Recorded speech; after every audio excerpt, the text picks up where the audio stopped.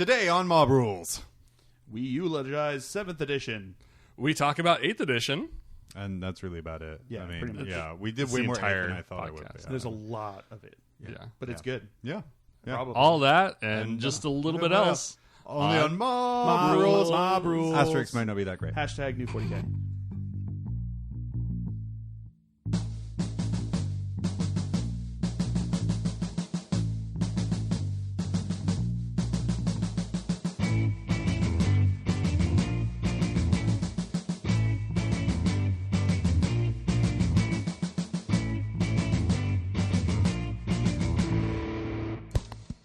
They do look so cool. You have a hard on for I'm the actually ancestors. I'm excited. I do. I'm excited for all of them. Welcome You have to a hard on for all of them. Yeah. for everything. Welcome to Mob Rules cast. It's a 7th edition. Wait a second. You just fuck. hyphenate. Fucked up. You took Well, 7th. And there's multiple syllables in there. I am John. I'm failing at haikus. It's all good. Joined as always by I'm Ted. I autofail at haikus because I don't try. and again by Phil, the master of the epic poem. go on. Oh, really? Right now. No, I'm I too heard good. you're pretty good. Yeah. Yeah. True. Yeah, you know Shakespeare? That's me. Oh, Time really? traveler. You went back in time and gave her all her material? Yeah, exactly. Time traveler. Don't fact check. Yeah. It's true. Yeah, prove that I'm not him. I was watching this documentary what I that was thought. saying that like Shakespeare is more than likely a chick. Have you heard about that? I did hear about it. Girl power. Yeah, there's Girl all sorts power. of things, Yeah. That's why his but only stage I know was- the truth that I am. Yeah. Actually. Am I a boy or a girl? Exactly. Wait for my TLC special on how I am Shakespeare. I did have to sign up for an app for some work stuff, and it did ask me what my preferred pronoun was. It was wonderful. It was Nice. good. What options were there? She, her, he, him, they, them. Nice. They didn't have a sir. No. I'm very upset because I am a sir. Yeah, I have been knighted, bitch. Yeah, for like the 200 people and 6 billion that works for, they're like, Yeah. dear sir, your app does not properly dignify me. As sir. Oh, man. He was knighted So- and then promptly exiled to Alaska. Yeah, really. Knighted in a bar by his buddy Toby. But he's pretty sure it was the queen. But knighted. But nobody remembers that night. So. No. But prove that he's not. So while everyone else in the podcast land is just creaming over 8th edition, Yeah. spilling over rule books and talking about everything to come, we are firmly stuck in the past, and today we're going to be talking about 7th edition. wait, what? You know, I actually made like a purchase. I bought an old edition orc codex. codex? No. Well, I bought an old orc codex off of Amazon recently, and it just came in the mail. I was so excited, but I was feeling the package like this is not a hard. This doesn't feel like it's the right one. I opened it up, and it's the 2nd edition Angels of Death book. Like, what the fuck? That is not what I ordered. It's pretty close. It's pretty close. You know, Close enough. Yeah, like- just as useful now that 8th is out. Talk about throwbacks. it's it's got me thinking what I might do as well for our YouTube channel is retro reviews, because I have Oh, tons yeah. of fucking old codexes. Great. And just kind of going through, probably just to fluff and stuff. Yeah. 'Cause things I love, like in the old 2nd edition Orc Codex, they had like a breakdown of the Orc language and what each glyph means. So like, I remember like 13-year-old me or 12-year-old me or however old I was then, like making banners and buildings and shit properly labeled with what's inside them and everything like that. Yeah. And you just don't get that anymore. Every once in a while, I think they would have like in a 3rd edition book, and then I think like the following one or whatever, they had like little bits, but it was never as like inclusive as like that one. I think like that 2nd edition one, like 2nd edition was ton of where it's stuff. at for fluff. Yeah. It'd be kind of funny if you took the codex and then cut out all of the rules and then just glued the index into the middle there, so you make your own Orc codex where it comes with the fluff, and then you have the rules there. So you have like the Also the rules for Tau, but who who I mean, cares? I know we spent all week kind of reviewing those indexes and all that other stuff, but I don't really want to cut them up. In fact, no, I not take that that tired back. of them? After using the book, I do want to cut it up. I think it'd be hilarious. You know, you're going through and you get like all the old like 90s dodgy pencil line drawings, and then all of a sudden it's like these full color images of models that look nothing like the drawings. Photoshopped art with clouds and weapon debris and everything like that. Yeah, but let's say, what have you been up to, Ted? Oh god. Well, let's see. When was the last time? See, we did the 2 weeks ago. I know. Like We have a pretty set schedule. Come on. Well, like a lot of stuff happened all of a sudden. Like this has been a really potent last couple weeks. So like, I don't know where it ended. I think last one the last couple of weeks, like we even questioned, like, hey, maybe we should talk about 8th and do all this other stuff here, just because, we lucked into some Siberian gold mines. At some point, like I think you and I did a review of that was probably it, right? Was it last week? No, it was the week before. Shit. Okay, so that's what it was. Yeah. After we recorded, but before we released, we dropped. You and I got to do an unboxing of the Dank Imperium box. Yeah. So and thinking that was going to be the end of our excitement, a few days later we got another all the indexes. So that was that was really exciting. So then we were like, holy shit, we got all these. Let's quickly make a video every single day. I of course I went against the grain and didn't make one the last day or the day before. So it's been exciting just kind of going through all this stuff. Like trying to digest the rules. I know Phil has been kind of getting some insider baseball, some inside stock information. Yeah, I've been studying for a while, but so it was a kind of a crash course for me. Like, oh shit, I gotta get assess what is a rumor, what is rumor, and learn the real rules. Yeah, I'm really excited for when it finally drops. Tomorrow, if you're listening to this on release date. Tomorrow, so that I no longer have to answer the awkward question of how do you know the rules? And it's like, I definitely hides the rule book. hides the printed out rule book that I have with a paper clip that I may have found on Imager. So, yeah. Oh, I figured it was like a pre-release is what I got because I already pre-ordered it. So justified however you need. Yeah, I know. That's cognitive dissonance. I mean, yes, it's the American way. That is how I sleep at night. So. I'm a good person. I'm a good person. So we dropped down our YouTube video of our review of the 8th box set. We both loved it. Spoilers. Spoiler it. Spoiler alert. It's fucking considering everybody here is going to have the box in a few hours. Well, I mean, our opinion of it is what matters, not what the people spending money on it is. They're just spending like $160 or $100 or 120 pounds. Oh, gosh. So I think that was kind of funny because we got that. Some guy was like, God, I hope Ted and John feel like this. They're waiting to know whether or not they need to kerosene all their models and light them on fire or enjoy the. Where we're standing there like Joaquin Phoenix in Gladiator with our thumb firmly on the side, waiting to point it up or down. Yeah, he's like hovering the mouse over the buy now button on the GW website, and he's like, I will not click go until I have confirmation. Quantity 12. Quantity 12. But I will not click confirm until I know for sure that they liked it. They didn't like it, only getting 3. Don't burn them. I'm only getting 3 to burn. Yeah. Good luck staying in business, GW. You just lost 9 orders. Oh, anyway, Ted, you were saying before I derailed us. So we got all the indexes. We kind of divvied them all up, so everybody has their own. Everybody has their little alcove of power because nobody else knows what's in the other one. Except you guys took my Tyranid book. Ted took your Orc book, and I took your G-Stealer cult book. Wait, what? Because I was looking at it, we're divvying up the indexes, and you were like, "Yeah, me and Phil are going to do a video for the Index Xenos 2 because I play Orcs and Phil plays G-Stealer card." I'm like, "Motherfuckers, I have a 10,000 point Tyranid army, but you don't play it. You're all because and that was I think the tragic thing about it. They were terrible last edition.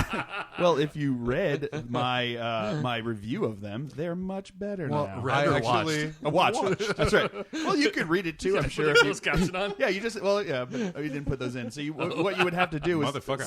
I'm not spending an hour. I'm not spending hours listening to your video to do write stuff down just so I can have someone in the YouTube comment section be like, "You misspelled the word and on the 13th minute." Well, I think YouTube auto generates them too if you don't want to put in your own text files, which would be great. Yes, they do. I would love to see what they do with Horus. I'm afraid of it. I'm really afraid of it. What are they going to say for all the Tyranid shit? Especially since I mumble so often. I kind of want to just upload now of just random speech. Yes.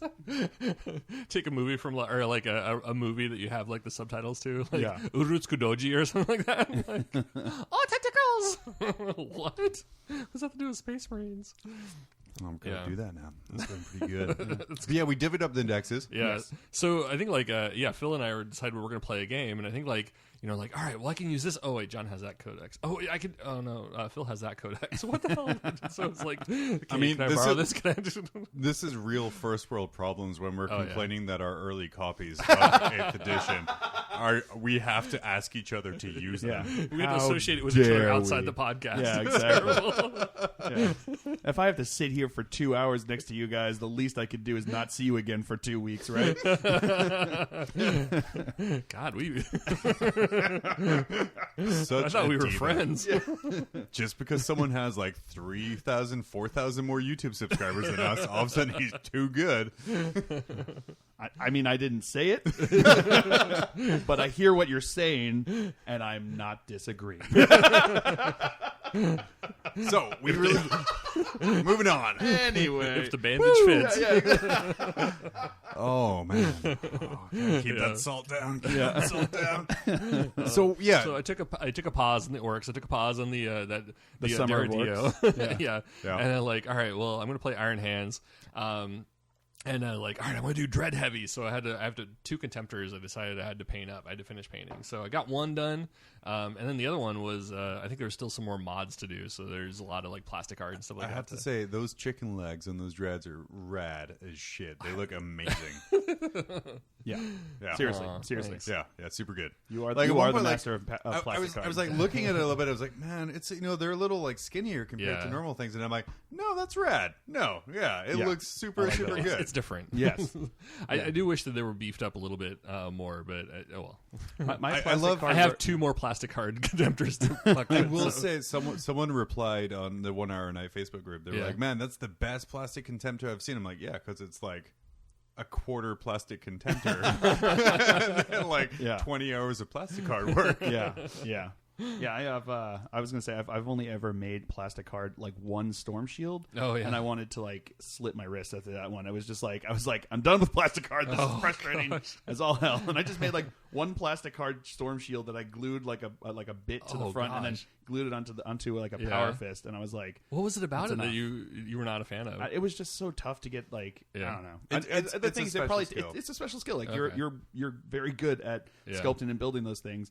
And it's something that you've honed over time of lots and lots of doing. Okay. But I just had a hard time like making it work exactly how I wanted it in my head. And it came out like okay. Like it came out pretty decent. Like you look at it and you're like, oh yeah. But then if you look at it closer, you're like, oh yeah. Phil touched that. Yeah, exactly. Well, John, you did a bunch of okay. So with plastic card, and it's terrible because I always make fun of people who be like, oh, it's just orcs, whatever. For conversions. I got pretty good at making kind of panels. Okay. By kind of like scraping up the edges and kind of making them like sharp. I think there's an art to that and things like that. So like that I can do. I need to get more into it. But yeah, it's kind of like it's tough. You get so demoralized so quickly when, especially when Ted's like, "Hey, look, I mean, I just took this plastic Contemptor and I made like completely new legs and torso and arms," and I'm like, "I made a small rectangular panel without rivets." Exactly. Like I look, it's like, "Oh, that's a Dorado. This is a Storm Shield." And Ted's like, "It's a storm shield." Yeah, it's like, is that pizza platter? What are you doing? Yeah, why is that Terminator opening a door? It's like, oh man. Will you have a zit on your cheek, Ted? So on the plus side, Ted, I see a gap, so deal with it. You didn't drill your barrels yet.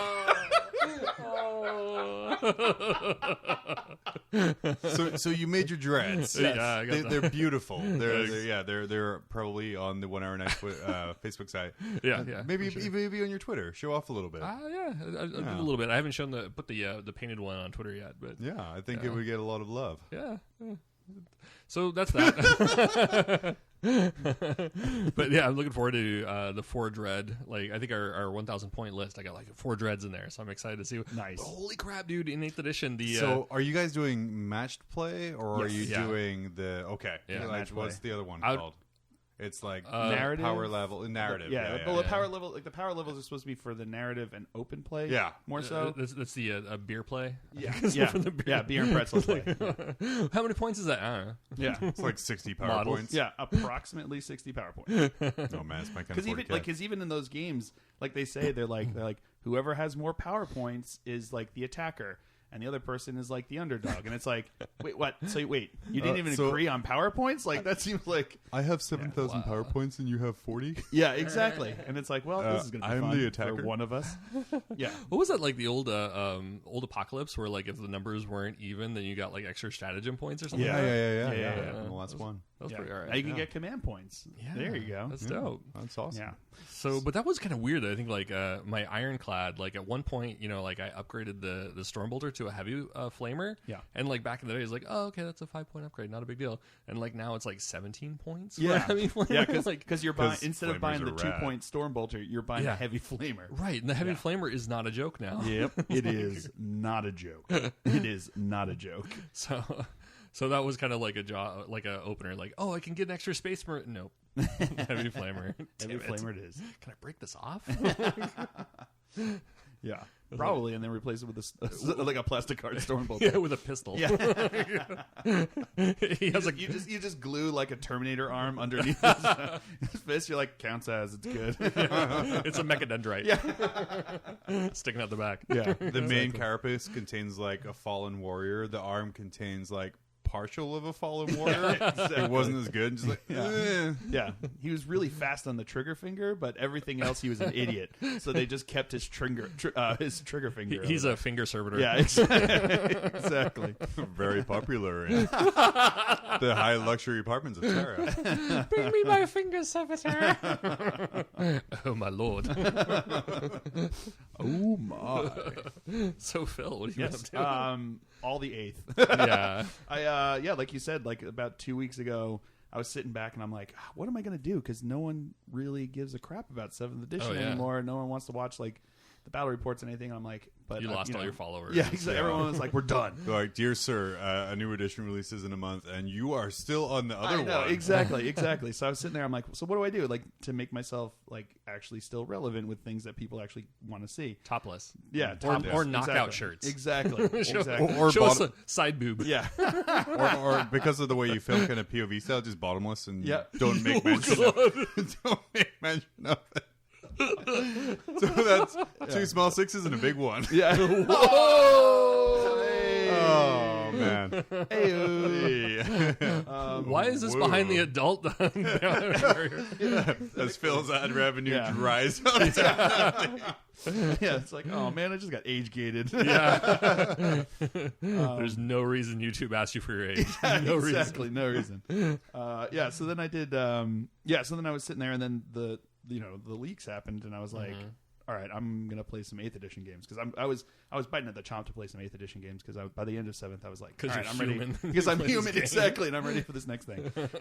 So I started doing some 8th edition battle reports, which have been a ton of fun. Okay. I've had a lot of fun with them, and there's still things I'm working out with the rules, like trying to remember all this stuff because it's like a whole different game now. It really feels very, very different, which is nice.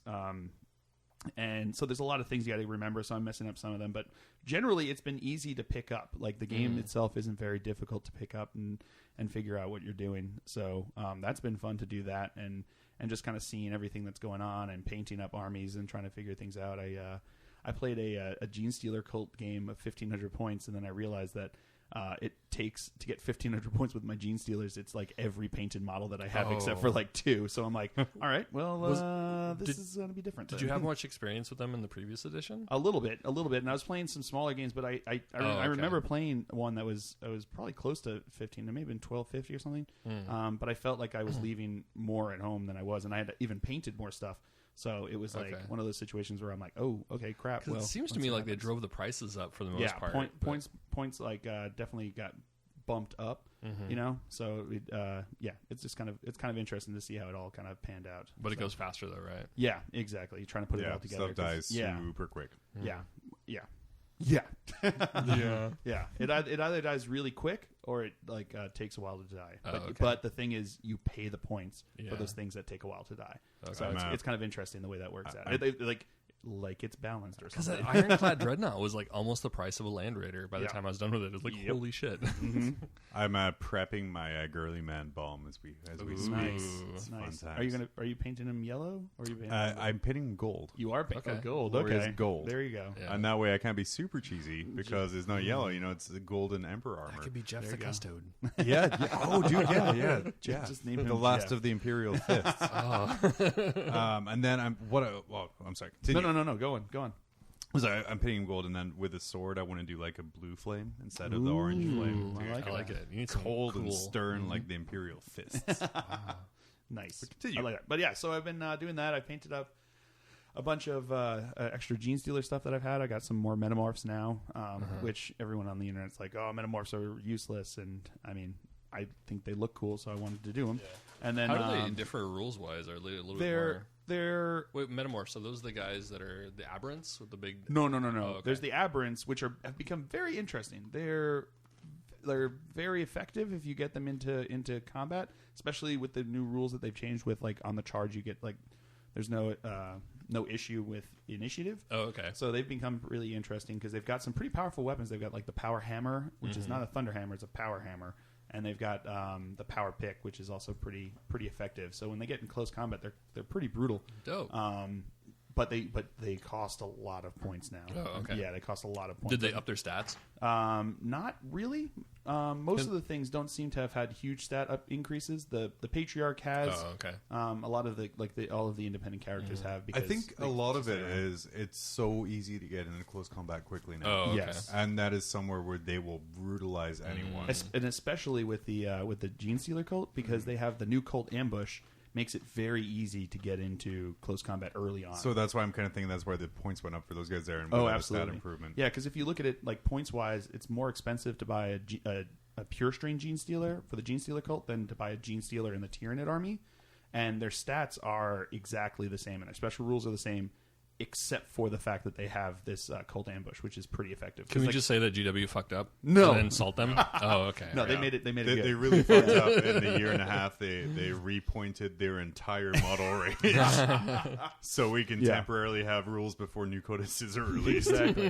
Screw you guys! How dare you? No, I think it actually is totally worth it because on the cult ambush, it's like on a 1, your opponent has to choose 2 table edges, and you roll a 1, 2, 3, and it's one of them, and 4, 5, 6, it's the other one. On a 2, you choose 2 table edges that you do it, and then when you have to place them, they have to be within 6 inches of the table edge and more than 9 inches away from the enemy.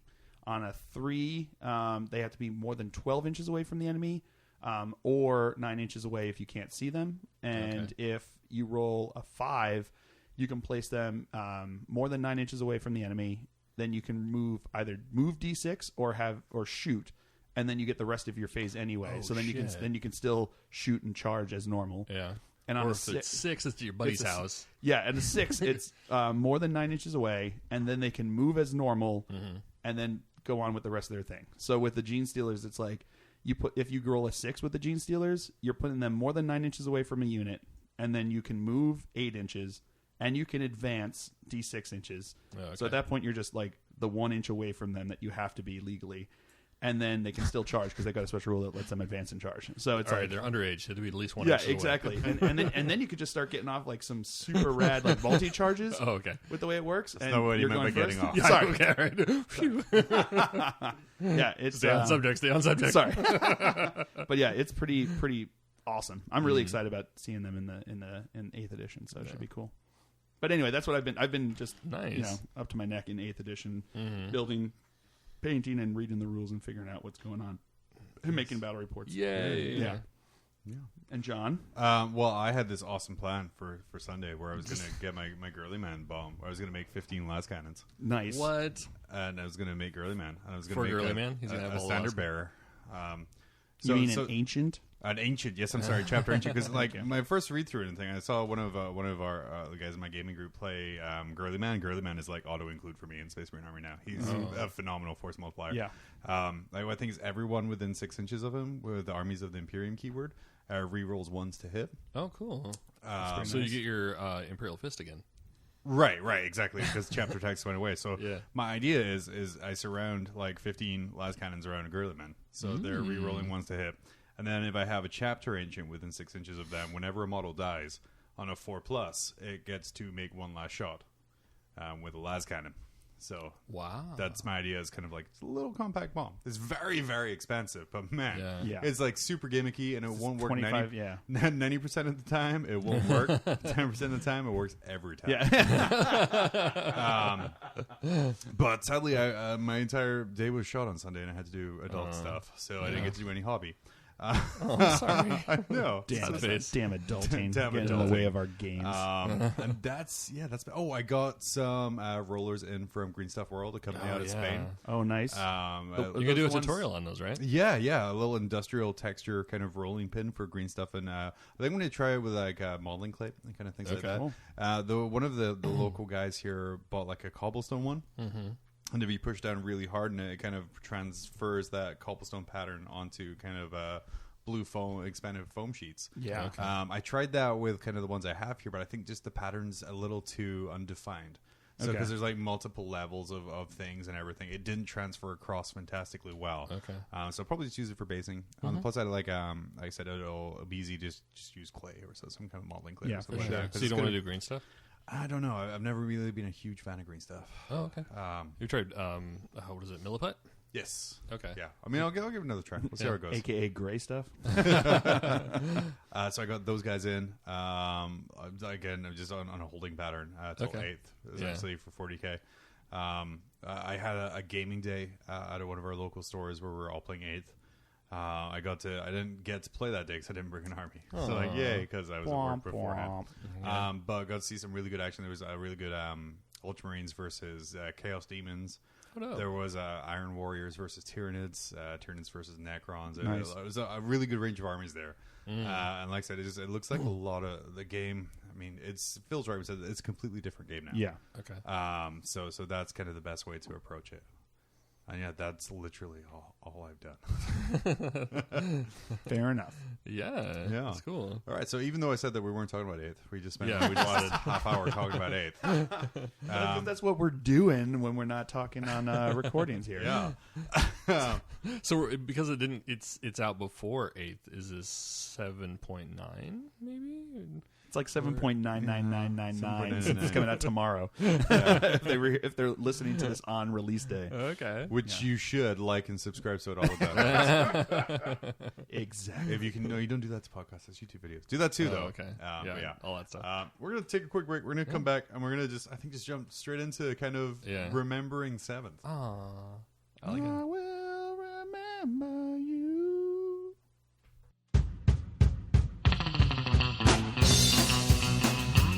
Cowabunga, dude! Shredding these sweet waves with my board is super rad. But babes can't stand a thirsty bro brat. That's why I drink generic soda, now with electrolytes. Chicks dig it. Generic soda causes heart disease, lung disease, pancreatic cancer, Alzheimer's, erectile dysfunction, and is the leading cause of thirst. Generic soda may dissolve solid surfaces if contact persists longer than 3 seconds. The Food and Drug Administration does not recognize generic soda as edible. Do not dispose of generic soda down drains or near animals.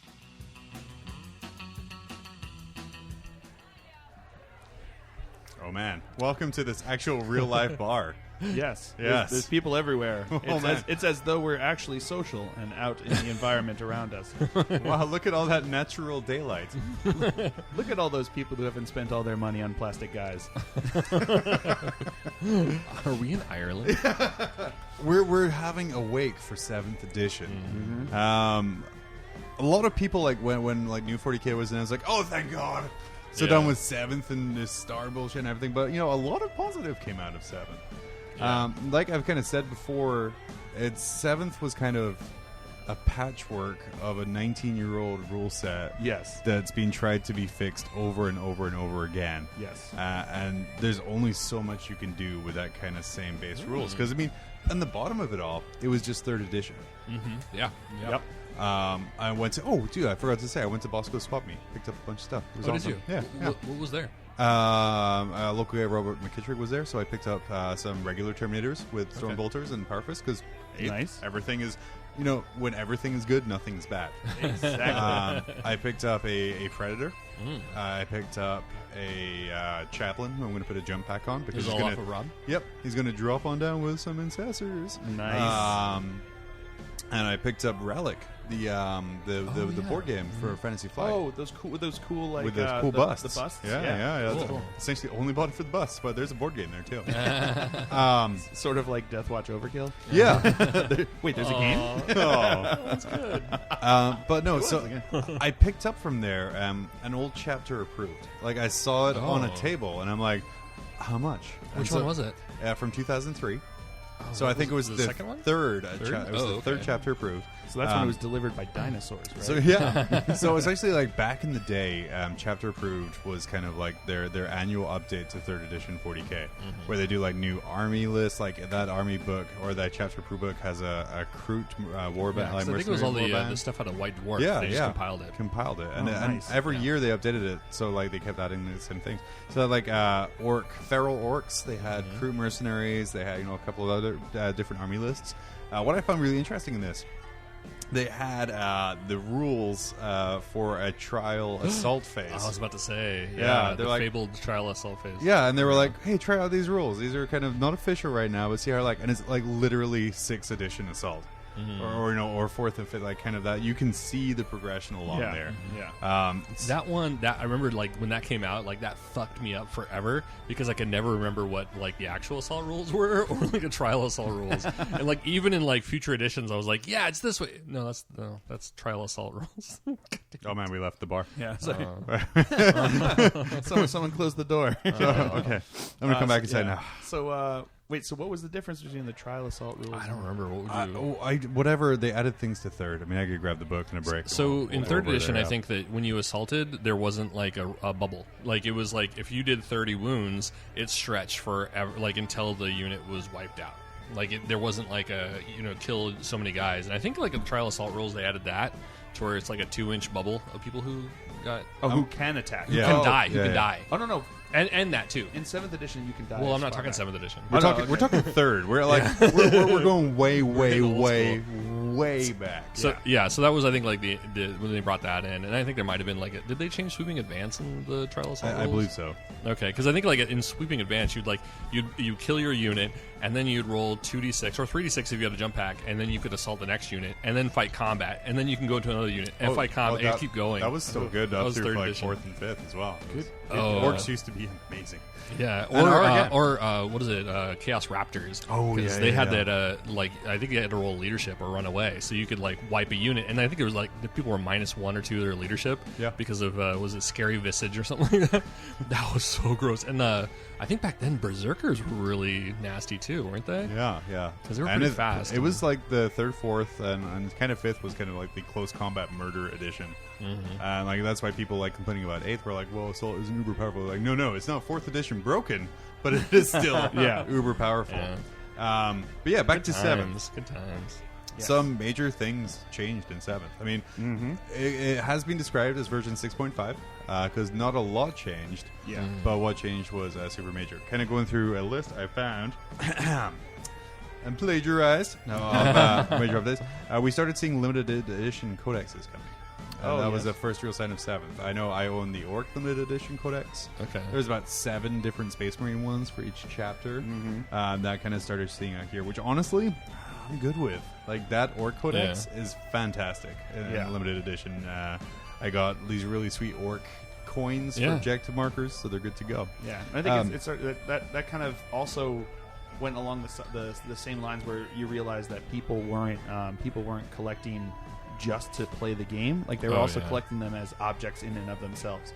You know what I mean? Where people were collector's market. the collector's market, exactly. Where people were collecting for collecting's sake, which is an interesting aspect that you don't really necessarily think of when you've got a game. Yeah. You know what I mean? Well, now that like a lot of their clientele have kind of like aged up a little bit. Like whereas we were There's a younger, market a lot for of it. Like now we have kids and stuff and can't play, so we're just gonna buy. Exactly. Buy your way into the hobby. Yeah, for sure. And then it's also That's legit. they've got more more disposable income, so they can actually afford like a The super $300. fancy The things. super fancy things, because it's like, why not give it a shot? That sounds good. If they've got the money and they want to do it, that sounds good. Sure. And then there's cheaper versions for people who don't have it. So I know I've been like running around like trying to collect a lot of those on like eBay and stuff. Like I'm still trying to get that chaplain. That you had the card for. Oh god, Yes. yeah, he was so sexy.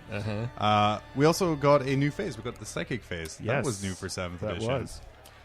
It was different. Yeah. Instead It was of an doing, entire new phase. Yeah, apart from itself, because before in 6, it kind of specified which phase the power was used in. Was it using the assault phase? Was it using the movement phase? Was it the beginning of turn, et cetera, yeah.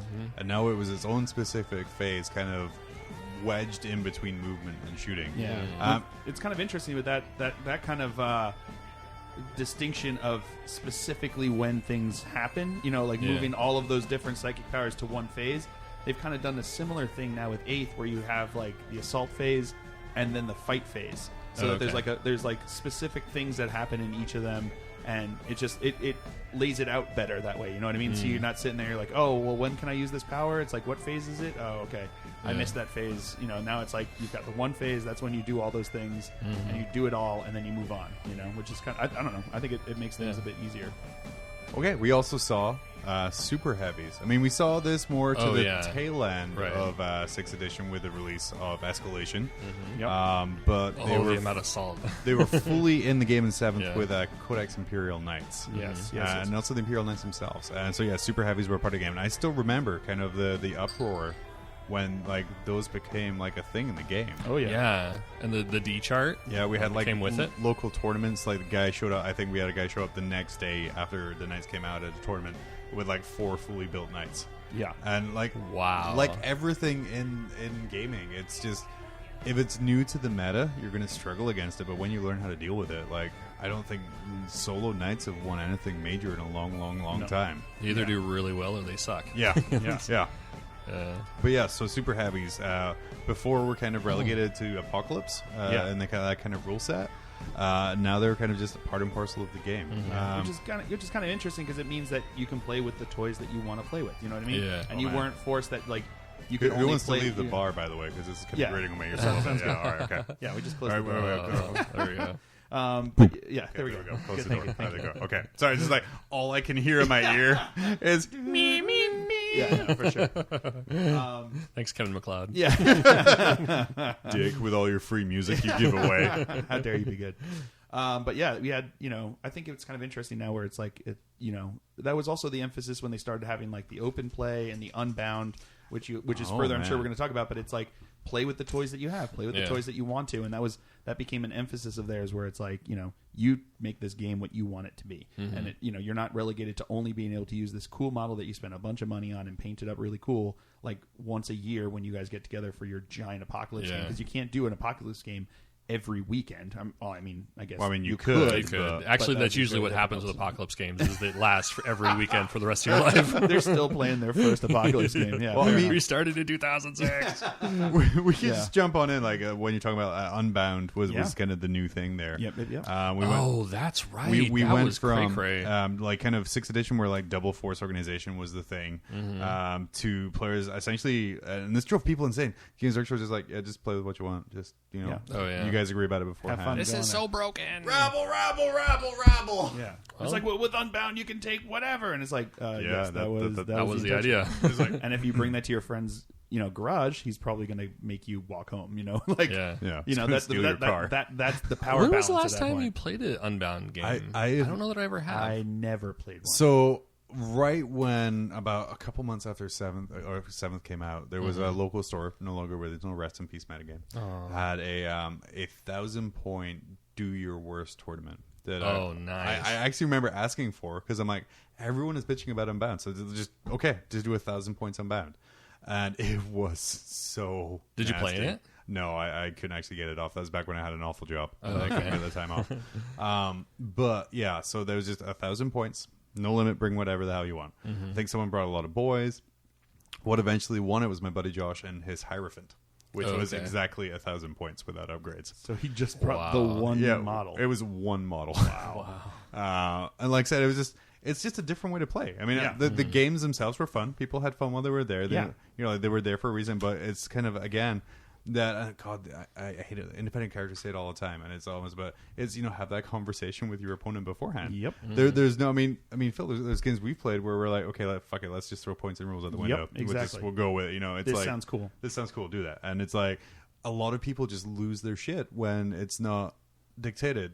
This is the official fair way to play, and that's kind of, I think, was a shift you saw. Kind of, this is kind of when they were starting to shift in the corporate mentality. Oh yeah, they were super closed off and not really communicating with the fan base. Exactly. And that's when it started to shift, and it became this thing where it's like, we want you to make this game whatever you want it to be. Yeah. And that on one level, that's great, because that does work if you've just got your friends and you just want to make a cool scenario, and you're like, you know, how long can this one tactical squad hold off against an entire horde of gene stealers? And it's like, yeah, that's really interesting, really thematic, and it'd be fun to play it out.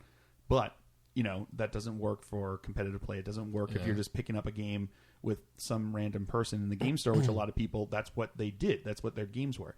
Mm-hmm. So I think you saw this kind of shift now where they went, you know, it's like this emphasis on both aspects of the game, where they're like, you play with your toys how you want to, but if you so desire, here's this other way. And that was kind of like, I think that, you know, for the longest time, I mean, since I can remember, like, they've always had that, like, make it your own. Yeah. Just, you know, the golden rule has always been in the book. Have fun. Yeah. You know, like, no, for sure. But I think that was, exactly, going back to, like, you know, the human nature of, like, having parameters, and without parameters, like, not feeling validated in your. And this is when they were game. like. So it's like, now it's like, all right, now here's some tools you're going to have. Yeah, like, for sure. Yeah. Forced democratization. And this was, again, back when they were, like, super closed off to the community, and they just kind of, like, stuck their fingers in the ears and went, la la la la la la la. You know, and stuff doesn't exist. And that was kind of like when at the beginning of 7th, that's why when it came out, and it was like Unbound and Bound, it's like, if you don't have that discussion of what the intention behind them are, you end up with that kind of situation where it's like, it's totally broken. It's like, yes, it is totally broken if you're just playing in a competitive tournament scene, having to be unbroken, having to be Unbound. But if you're playing with just your friend in the garage, Unbound doesn't make a difference, because you're just doing whatever you're doing. It is important you're playing 40K, though. Yeah, it's very important.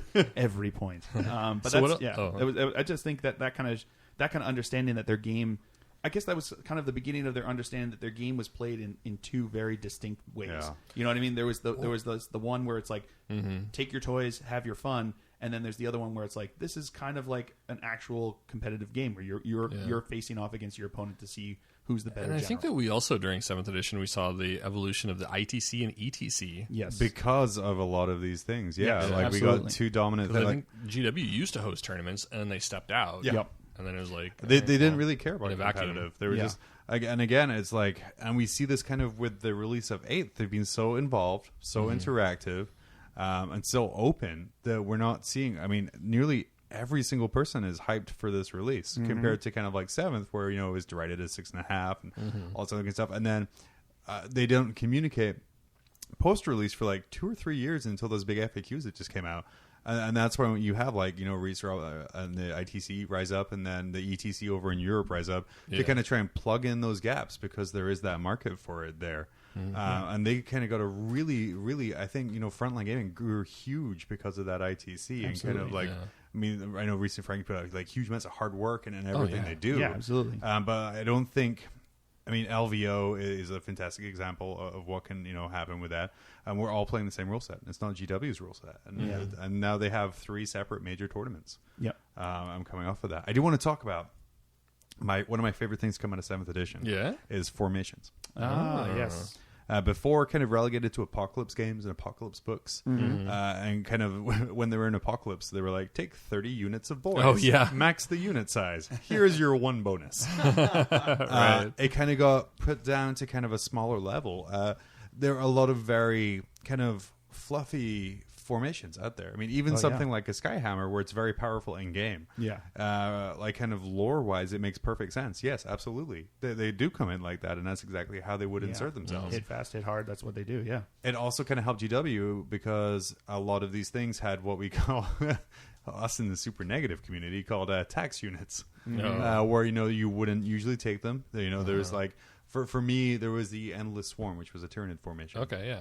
There's like 3 units of Hormiguns and 3 units of Termagants, and a brood of warriors. I never ran a brood of warriors for Tyranids in most of 7th edition unless I was running Endless Swarm. Yeah. So it was a way to kind of get those models out there and kind of in people's collections. Yeah, and I think, you know, and it became interesting as they went further and further. Formations became a bigger and bigger part of the edition, and part of 7th edition, because as they were coming out with new codexes, as they were coming out with new supplements, they were creating more and more of these detachments with their special rules that became even more and more powerful, to the point that you had like War Convocation where every weapon upgrade was free. Yeah. You know what I mean? And then you had ones like the Gladius Strike Force where thousands of points. Thousands of points of like free transports that you could bring, and it just became to the point where these formations became. That was how you ran armies. You know what I mean? That's how you when ran am I getting mine? Yeah, exactly. Yeah. Where's my Decurion? Where's my Decurion? And it's like, you had these situations where that's what you ran. And it at the end there, my 7th edition, competitive list was just 2 different detachments. Two different formations that were there. So I had the Skyhammer and then I had the Ravenwing Strike Force. That's how I ran it. I wasn't running the combined arms detachments as much. And you never had to change it because it worked really well. Yep. You know what I mean? Yeah. Whereas with kind of new 40K, everything is kind of pretty good. And, you want to try a lot of different things. And everyone and they've done it.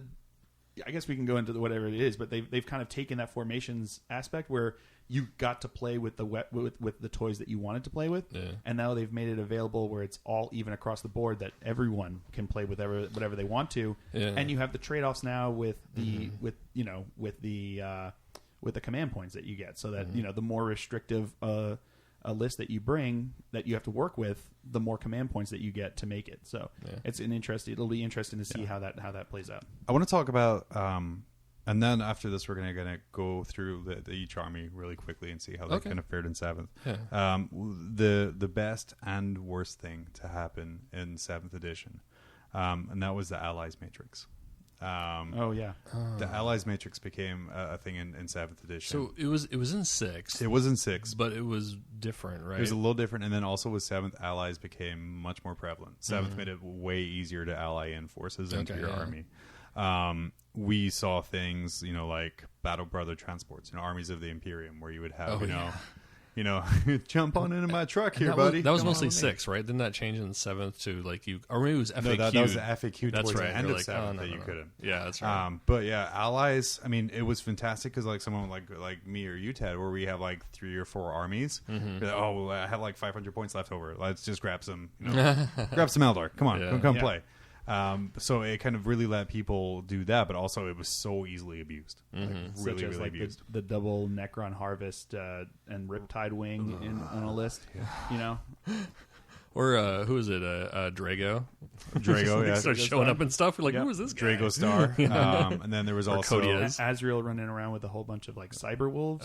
He was like dog sitter. Dog sitter. He was like dog walking all of the Space Wolves pet dogs. I love for a while, like, what is it? The Blood Angels had like an Uber license. They're just like, hey, you want drop pod? Yeah, I got drop pods for you. Oh, because they had the formation that was just they were the only one that it was like the only one that had drop pods just as fast attack choices. Like Uber. So like I said, it was just too easily abused, and I think that's being fixed a lot in the new one there.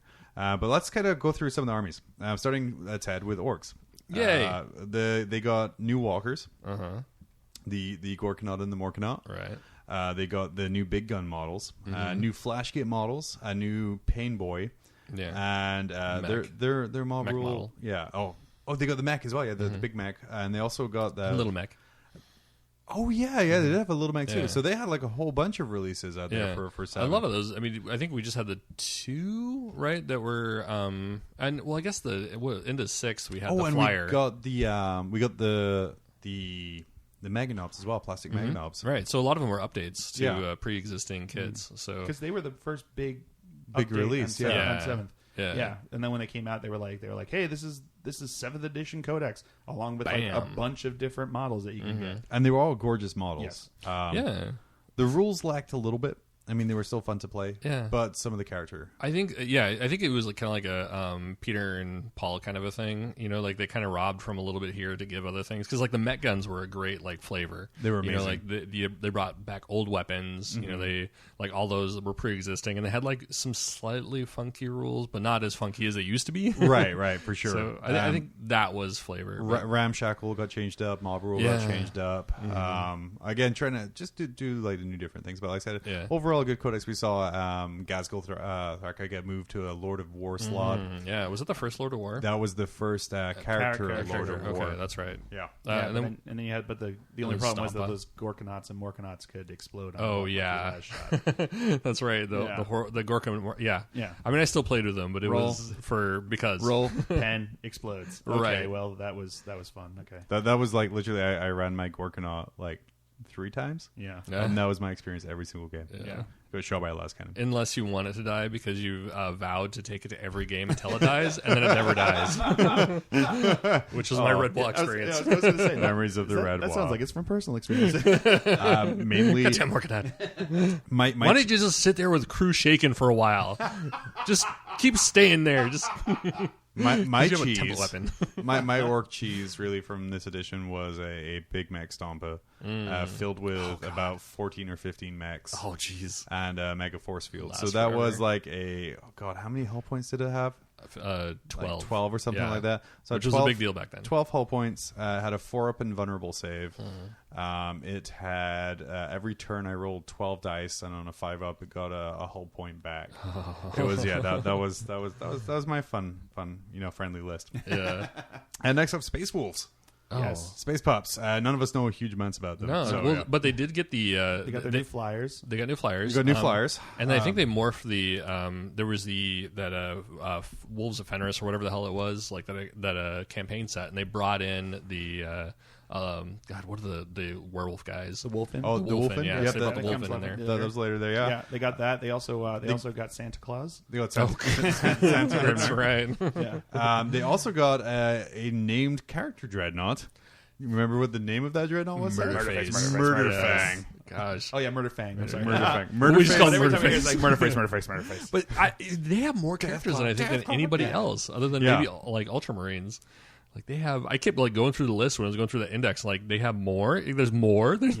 Ajax, who's this guy? Yeah, well, that's because like anybody that survives a battle for them, they're like, now you get a legend. That's right. I think the raddest thing about them, apart from having a dreadnought called Murderfang, is that the Hellfrost weapons came out this edition. Oh, here. That was when it came out. And purely not even from a gameplay standpoint, where they are amazing, but they looked so good. Yep. I'm a sucker for ice weapons. Oh, Yep. okay. They look so, Especially when so they're good. when they're well painted and stuff. They look super cool. A lot of OSL options. Yeah, Oh yeah. yeah. Please don't overdo it. But yeah.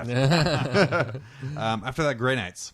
Yes. Oh, okay. Yeah. What did we see big in this change? Because I think they came out and said They had the Nemesis Strike Force. That was like one of the big that was things. the 7th thing. I think, because that's when they could have like the null deploy and just start rolling on turn one to bring in. It wasn't a super popular release. Yeah, because they dropped a bunch of characters. They dropped a bunch of characters. They lost. They with the new kind of psychic phase, they got a lot of pre-assigned powers that didn't really super help. The force weapon activation, you can deny it now. Yeah. So like this unit has force. Nope. Okay. Thank you. I don't think you could deny it because it wasn't that on them. You can. Oh no. You could. You just can didn't get deny. the bonus. Yeah. Yes, You can you're right, deny you're right, anything right. in 7th. There. That's right. That's right. So yeah, like it's not. I don't think it's that it was necessarily like bad or rules worsened. They lost a lot of war gear. But I think it was just kind of getting them in line with other 7th edition things. I just think in the process that they lost a little bit there. Yeah. It also doesn't help. They're like one of the few armies. I think now they have one plastic character. And everything else is fine cast, and that one plastic character is only available in like a $90 I was box. going to say in one box Yeah. with 2 other guys. But he's decent. I think he's the most powerful psyker in the game right now. With like he can have all the powers. Like there's 3 powers per faction. And he can have all of them. It's like him and Magnus are the only ones that have like. all the Magnus powers. has a 3. Okay. Yeah. Oh, okay. That's right. You're the chaos expert. If you had watched my review of the chaos, well, if it wasn't 4 hours long, I watched part of it. It was 2 hours. Thank you very much. No, it wasn't. Yeah, it was. That one was 3. The other one was 2. No. Which one was 3? The one. Oh, that the we second did one was together. 3. Yeah, I blame you for that extra hour. No, definitely. I watched the first 2. I added jokes. They're now super good. I should say, now that they have like the plastic guys, and it made them a bit more Guy, available. singular. The guy, sorry, Matador. But I also think that back then they also suffered from like being a very expensive army to run. Like not even just money wise, but like points wise. Yeah. In 7th edition, they were everything they had was good, but it was very expensive. Well, and also what didn't to help have is it. kind of with the psychic phase that like a unit would get 1 dice for psychic powers, Yeah. which would pass on a they 4+. owned it. They owned the dice. So they owned the dice, but also most of their special goodness needed lots of dice. Yeah, that's true. So yeah. Next up, Dark Eldar. That's right. They saw a reboot, didn't they? They Or lost continued reboot. They essentially lost all of their character models, apart from a few. Yeah. The Dark Eldar more than anyone else had a range of models where they had characters with rules without models. Yeah, which was the big change in 7th edition is that They started getting rid of any characters that didn't have models. and sadly they had a lot of models like that. Vect, their big like lead character, their Girly Man. Yeah. He doesn't have a current model. He used to when have in a production. model, He had a but- rad model. For the time. His pleasure barge. Yeah. Um, People still it buy lost the away. little slave figures. They're still available in the they store. were- That's I'm not a fan. No, but there's people yeah, still buy them. still Like buy I them. still see them Yeah. in conversions It's like regularly. painting titties. That's all they're doing. Power from the Pain changed a little bit, and really, this was kind of the first book out of all of them where I'm like, wow, they'd make really good allies, and they do make really good allies. Yeah, because you ally them. Yeah, you ally them in. John does, not But I mean, the Venom spam became popular. Raider spam became popular. It was essentially the spam to win our army, and even then it was a super class cannon. So you either did really really well or you just failed miserably. Yeah. Blood Angels. Oh. Surprise! New Tyranid models came out with the Shield of Battle campaign. Yeah. Also, we had some Blood Angel stuff come up there. Right. We got a Terminators, rad nipple new- Sanguinary Priest, Yeah. a rad nipple Tactical Squad. Yeah. And one new character. And Terminator box. Yeah. Terminator box. And Terminator box. And they were all doing their sit-ups. Yeah. They all had abs. They all had abs. I think this is also when they gave us the character upgrade sprues for them, Ultramarines, and Dark Angels, and a couple other guys, when it too. came, was that with the release of this, or was it later on? I think it 'Cause was came after- shortly after this. Yeah. But yeah, that's when they was came out right with that, around. the character upgrade series, which was cool. Like like it let you, even if you're not like a super plastic hard master genius like Ted, it gave you the chance to like customize your guys a little bit with an easy thing where it's like, oh, you just change out the head, you just change out this gun, you change out this thing that it fits perfectly where you had before with the kit. You don't have to do a lot of cutting and gluing and figuring out. You just follow the rules. Yeah. Where instead of placing this one, Slot you it place in. this one, you slot it in, which is cool. Let people do a little bit more, change things so that it became their army, which is cool. Yeah. Necrons. Robots. Ooh, The first, oh my gosh. the Those guys were Decurion. gross. That was the coming out this of was the And Decurion. I think they changed the get back up rule too. They did change the get back up rule in this one. But like Phil, Reanimation protocol. yeah. Like Phil said, this was the first codex that had a real Decurion in it. Like the formation of formations. And it was man, the Decurion. It was it was the one that all others were called Decurion. referenced to. Yeah, after that. actually, it's a battle war host. Yeah. No, it's a Decurion. I kind of got the name there. But they got that Decurion. They got Wraiths became amazinger. Formation wise, I think Kinetic Harvest was an auto include in 90% of Necron armies. Yep. Just having that The fact that just these things so now tough. had reanimation protocol, And which 3 was, up invulnerables and Yeah. toughness. What 5? I think they were. Yeah. yeah. And it became like it was basically like a feel no pain that didn't care if you doubled them out, which was awesome for them, not to play against. No, it sucked to play against. Speaking of ally codexes, Harlequins. Okay. We got the Death Mask box set with the Harlequins on one side and her Death Watch on the other. Yep. Yeah. Harlequins came out. The codex with no HQs. Yeah.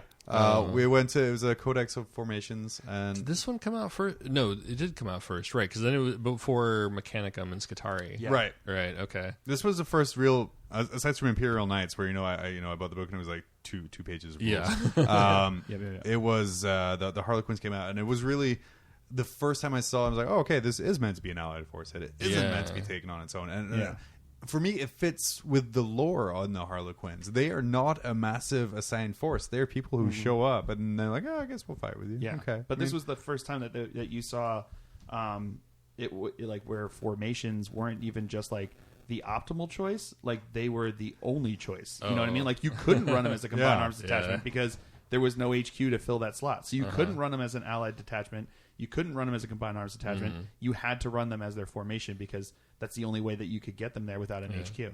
When was it? Because it was about that time that Legion of the Damned came out. I think as their own codex, digital codex. And that one baffled the hell out of people because I think that it was called a codex, but it was one unit, but it was still character. I think no, there was one unit, no character. Yeah. Oh, one of them could take the upgrade. You had to say that nominate one as your warlord if you take them as your primary. But yeah, it was still the same idea. It was like it was an elite choice, but people were like, "This isn't a codex. This is a a unit for." Yeah. Well, I remember someone asked, I think during the FAQ, and it was like, "Hey, I can't take this as a primary detachment because if I do, I take it as my only army. I ought to lose at turn 1 because nothing's on the table." Yep. And the response was, "Yes, you're correct. This should be used as an ally detachment or discuss it with your opponent." Yeah.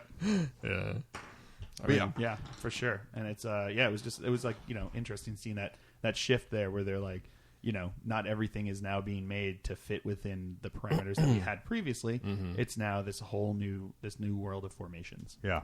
Corn Demonkin. Yeah. People crying for Space Marine Codex. Yep. And they got a different codex, but still amazing.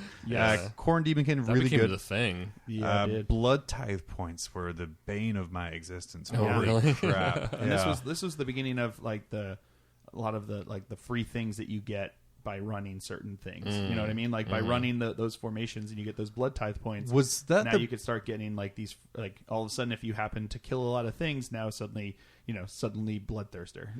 Suddenly was bloodthirster. that the I think that was the book that had the relic where if the guy holding it died, he became a bloodthirster. Yep. That was like one of those swords. So I was playing like on. a 500-point game Yeah. where I killed this guy and I'm like, oh, here's a bloodthirster.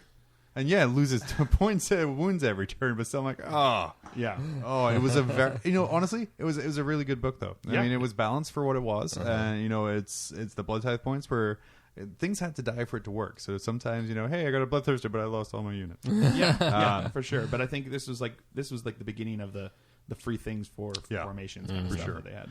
I'm going to combine these two because goddamn, the Scutari and the Cult Mechanicus. Yeah. This, first way where it's like they're not really full armies by themselves, but together. And we saw this with Gathering Storm. Was this the first army, the first new faction? The Scutari, was the first new faction. Yeah, this is the first time they had a new faction had been in a while. What, since Tau? I guess. Yeah, Grey Knights. Technically. Oh, Grey Knights came after Tau. No. Tau came out in 99 or 90. Yeah, it was like the third or edition. 2000. Oh, yeah. So Scutari came. Well, Tau is the first one I think that came out of nowhere. Yeah. It was like Japanese fish people. Yeah. They had 7 different units in that book. Again, intended for allied detachments.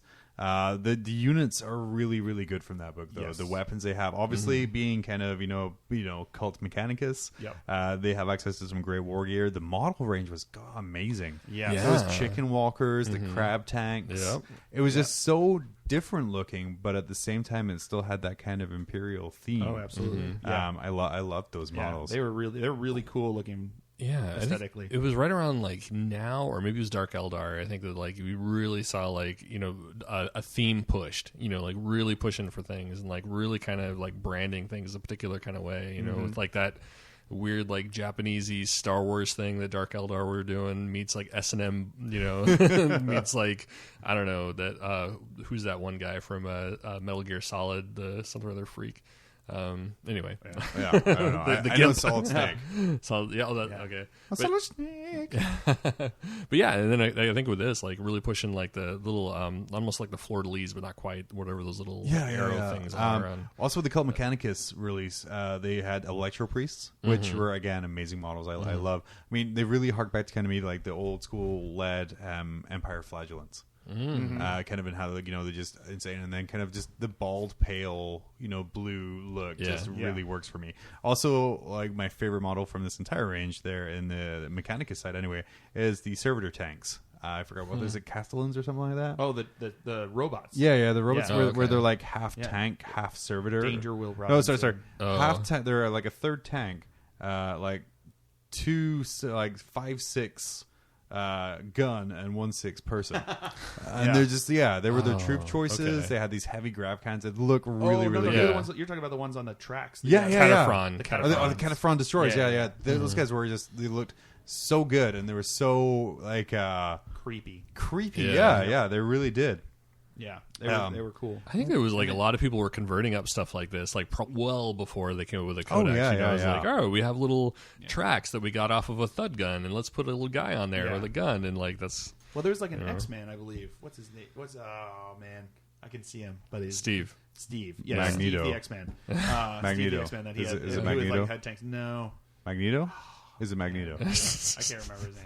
Definitely not Magneto. Or was it Magneto? What about Eric It may have Lesher? been- Yeah, it may have been. That's the one. Thank you. Moving on, Eldar Craft World variety. Yes. We got new jet bikes, new the Autarch rise model. of the Eldar. Well, they already risen. To be fair, they just rose Okay. further. That's right, Wraith they had their Knights. night for a little bit. Didn't they? Wraith Knights, 300 points in a jump gargantuan creature with a strength D weapon, or a choice of strength D weapons. Yeah. Jet bikes and Wraith Knights quickly became like all you saw from Eldar. Oh yeah. Because then there was just one regular elite choice had the option of like D flamers and D size. No, I'll have you know. Okay, so sorry. D weapons for Eldar. I could have my Wraith Knight with D weapons. I can have my elite Wraith Guard with D flamers. I can have my heavy support Valsrath batteries with D cannons. I have a flyer with a D flamer. And then if we go into Forge World, Jesus Christ, I could literally kit out my entire army with D weapons. Wow. Eldar love the D. They love the D. Those D11 elves. And anything that said it was a D, like a distort cannon or anything with distort in the rule became D. So you could spam it super. I made a couple of lists where it's just, I'm just going to spam D. You know, it's, Yep. I mean, discuss it with your opponent because you know you're not going to get a second game if you keep doing that. But it was super powerful. And then the Warhosts, like their Decurion, the bonuses for that were ridiculously good. And I think for me, this was the first time I saw kind of Decurions where it wasn't really attacks at all. No. Like my slots were take one Wraith Construct or Wraith Knight. I'm like, okay, there's that slot filled. Like you can take one of any unit, you know, and we saw this later with the Space Marine Codex, but this was kind of the first one where it's like your need to fulfill the requirements are essentially one unit. Yeah. Oh man, my dog is mad that he got a bath. Imperial Knights. Yeah. Yes. Ooh, Yes. we got a redo. Yeah. An entire army of super heavies. Not only are super heavies allowed, but now you have an entire army of super heavies. So at this point, we had we had the previous codex, but I think they came out and they had no way of fending off against flyers. Right. So now we got a new codex. Carapace weapons. You just throw an anti-aircraft gun on their And back. they doubled the amount of units in the book. And you can't say that for any other codex. They went from 2 to 4. Five. Oh Yeah. man, see, almost tripled the amount More of than units. doubled. Yes. Nearly tripled. Oh gosh. Yeah, that was. the tank fist. That was that's the best. Yes, being able to throw a tank. Yes. That was hot. That was super cool. I wanted to double fist the knight so bad, but I couldn't. Yeah. Nah. Yeah. Yeah. So Those that's are good. that's I think we saw some of the formations became some. Well, what did there? A couple of them were just like auto takes. Yeah. Although I think one of them came out of the Leviathan, right? Was that the Baronial Court or Baronial something, Court? yeah. And then we had another one that came out of the Knight. What was the Knight one? I think Or, the Baronial Knight Court was Codex. the one that came out in the Night Codex because that was Yeah. the one that everyone took. Where Which you one? Like There's another one that was like I think it added +1 to the save, and everybody was like, or one of the guys was a character, and I think it did like added 1 to your weapon skill or something like that. That came out of Leviathan. I know people kept buying Leviathan just for that one formation. Yeah, but then there was like the all one this formation anti-tyranid that suddenly stuff. made them like objective secured, which so you have this giant, this giant monster super Okay. heavy that also was objective secured, which was supposedly like a benefit of taking a troop choice for a lot of these things, and suddenly now it's like, well, this giant knight, he's our troop choice. Hey guys, we got like really far into this, but there's power armor too. Oh. We already did. We did the Grey Knights. Oh, Done. no. Moving on. I'm not gonna shit about We're talking Grey Knights. sisters, right? Space Marines. Oh. Yeah, Sisters, you got to just shut you up. just reset Yeah, the clock. just shut Dad. up. Just reset the clock. Enjoy your abuse. I think Space Marines was the first one where we see all of the kind of squadron bonuses for vehicles. Yes. Oh, yes. So yes, you yes, have the Vindicator Squadron, where it turns into a massive blast when Yep. you have 3 Okay. Vindicators in squadron. Yeah, it was like this weird like non-formation, formation, not Yes. formation. Yeah, it's squadrons. It's like it was like a formation within a choice, like But a, not like, a formation. like a troop choice. You know what I mean? Where it's like if you take 3 of these as a troop choice, or like 3 of these as a super heavy choice, or as a heavy support choice, you get this benefit. Where it's like, it's like, okay, so I get a benefit for taking a certain number of models as a choice. You know what I mean? And literally every vehicle had that rule. Like the Predators, you had to go like Monster Hunter, Tank Hunter, Monster Hunter, which you used to rape me with. Holy cow! I used to love that with some triple as Predators. Like even Thunderfire cannons, if you took them in threes, it got way better. Yeah, not as Land Raiders. Needs to take 3 Land Raiders. Yeah, they made a fortune for that one. Did Land Raiders have? Yeah. Well, they had a formation. They actually had like an actual formation. Well, they could take up to 3, and I think they did have a funny thing. It was like Tank Hunter, or they could ignore Crew Shake and Crew Stunned or something. That's what the formation was. No, there was one. It was like straight up in their list, but they did have a formation too. Yeah, but that one was like, was that the Armor Company or whatever? No, the Land Raiders Spearhead Force or something like that. Okay, yeah, and that was there was like 3 Land Raiders, and they got to ignore immobilized results if they took them like that. So yeah, it was pretty brutal. Yeah, we're almost there, guys. We're like 2/3 of the way through. Dark Angels. Yes, we had the Dark Angels. Tau. No, you jerk. Yeah, we had the Dark Angels came out, and that's when you saw the rise of the bikers, of the biker army. Oh yeah, they hadn't been around for a while. Yeah, Dark Angels became like a bike gang. That's what it came down to. That's what you saw a whole lot of people using. Was just that's when we before it was just in the fluff. Yeah. That's when you got the like super good Overwatch. Yep, we got super good Overwatch with our Lion's Blade, which was like our Gladius, our form of Gladius. We got the Super Jink, where all of our bikes, if they jinked, if they you said jank. Yeah, if they janked, they got rerollable jink saves, and then they also had the things where we got the Dark Shroud. I think that did that come out with this? No, that's been out because is that plastic? It's plastic. Yeah, but it'd been out for it there. But the rules got really rad. Suddenly you're giving them +1 cover save, and now you have 2-up rerollable jink saves on a lot of your bikers there. So it's like, good luck. I have to roll double ones for my guys. What year did 7th come out? 2014. Okay, 3 years ago. Okay. Huh. Yeah. Damn, that was right around the same time. Because I think did that codex come out and then 7th happened? I think it was late in 6. Because we had a 6th edition codex. I'll have to check. I can't remember offhand now. We had a 6th edition codex, but then we... Because you started in 6th, right? Yeah, just barely. The very end. Okay. And then I really started a lot. Well, I'd done way back in the day, and then I restarted a lot at the very end. Okay, that's exactly what happened. I guess the flyer and the garbage truck came out like at the 6th edition. Oh man, I have to say that was at the Neofilm, the Nephilim Fighter, and the Dark Tower looks so goddamn good. They do look super cool. Yeah. But in this edition, they were not very good. No. Yeah, they were not very good. But you also saw the falling away of the Terminators, because back in 6th edition, falling away. Waka waka. There you go, you got me. Back in 6th edition, I would 6th edition, I would often run. With the 6th edition codex in 7th edition. I would run a lot of Terminators as like just purely Terminator armies. You were hell bent on making those good. Exactly. If you brought Belial, the Terminators became troop choices. And if you brought Sammy, like your Ravenwing became troop choices, right? That was what it was back in the 6th edition codex. That was the benefit they had before they had actual, formations and stuff like that. And then all of a sudden you come out 7th edition codex, and the Deathwing formation that they had there would auto lose turn 1 if you run it by itself, because it didn't come in until turn 2. Well, someone isn't forging their narrative and discussing it with their opponent. That's all I want to say. Yeah, so it was like auto lose because if you took the formation, everything had to be basically in reserves. So it was like, all right, well, I guess I lose this game now because of that.